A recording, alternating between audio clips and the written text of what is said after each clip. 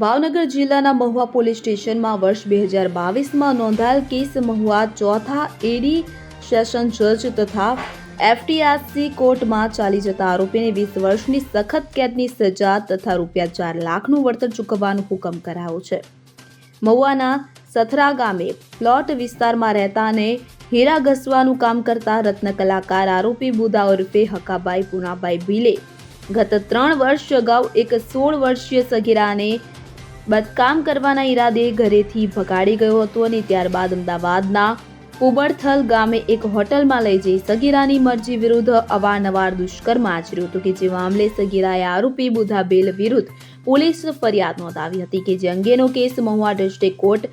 Atul Kumar S પાટીલની કોર્ટમાં ચાલી જતા સરકારી વકીલ કમલેશ કેસરીની અસરકારક દલીલોને માન્ય રાખી સરકાર પક્ષે રજૂ દસ્તાવેજી પુરાવાઓનું ન્યાયિક મૂલ્યાંકન કરી આરોપી બુદાભાઈ ઉર્ફે હક્કાભાઈ પુનાભાઈ ભીલને 20 વર્ષની સખત કેદની સજા ફટકારેલ તથા ભોગ બનનારને વિક્ટિમ કમ્પેન્સેશન સ્કીમ તળે પુનઃવસવાટ માટે રૂપિયા 4 લાખનું વળતર ચૂકવવા હુકમ કરવામાં આવ્યો છે. મારું નામ કમલેશભાઈ કેસરી છે. Mahuva additional district and session કોર્ટમાં સરકારી વકીલ તરીકે ફરજ બજાવું છું. મહુવા તાલુકાના સથરા ગામના આરોપી બુદાભાઈ ઉર્ફે હકાભાઈ પુનાભાઈ ભીલ સગીરા 16 વર્ષ ઉંમર 16 વર્ષ અને 3 માસનાને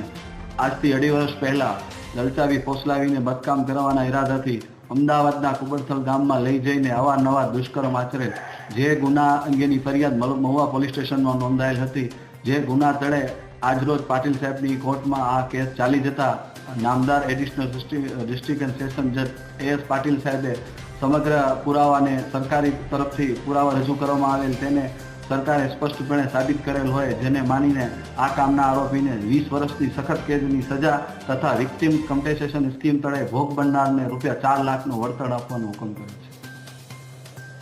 અમીન પાયક સાથે CN24 ન્યૂઝ ભાવનગર. હવે જુઓ દેશ દુનિયાની તમામ ખબરો તમારી આંગળીના ટેરવે. ઉઠાવો મોબાઈલ અને Google Play Store પરથી ડાઉનલોડ કરો અમારી CN24 ન્યૂઝ મોબાઈલ એપ.